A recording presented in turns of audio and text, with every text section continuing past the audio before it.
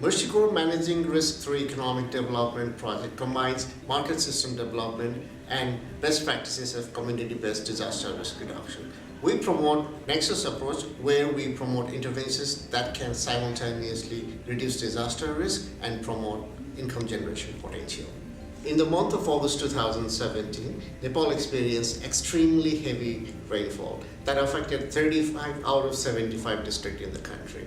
Almost 180 people lost their lives and more than 25,000 households were affected.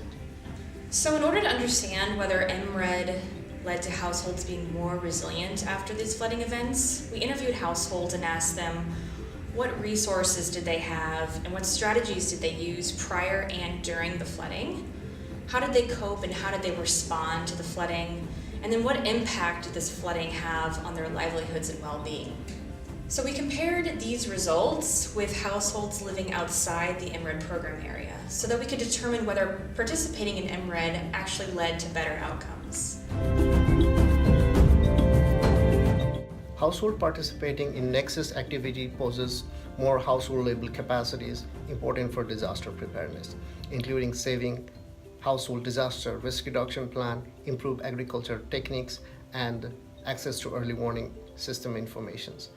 And we're able to use these resources at a higher level to respond to 2017 flood than non-Nexus households. MRED's Nexus approach overwhelmingly supported households' access to community-level disaster risk reduction resources and use of related strategies as compared to households not participating in Nexus interventions. These resources and strategies included building and drawing on social networks, establishment of early warning systems, and use of structural mitigation and green infrastructure measures for flood risk reduction on communal lands. Nexus household relied on fewer negative coping strategies and lost fewer crops and agriculture inputs than non-Nexus households after the 2017 flood event. Marginalized groups were not able to achieve the same positive outcomes as more privileged groups in MRED target areas, suggesting social inequalities may have a large influence on well-being outcomes. Nexus households perceived higher level of recovery, were more confident in their ability to recover from similar shock in the future, and reported less income disruption and better dietary diversity after the flooding events than non-Nexus households. Based on these findings, here is what we would like donor, peer agencies, and other actors to take away from our research. Committees, trainings, and plans are not enough. We need to promote a holistic approach to disaster risk reduction that addresses ecological, economic, and social vulnerabilities.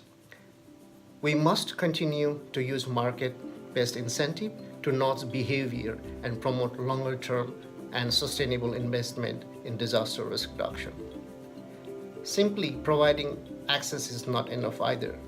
We must support communities to plan and respond to disaster by employing comprehensive resilience strategies. To achieve disaster resilience for the most vulnerable groups, we must actively address discriminatory social norms and aggressively promote inclusion.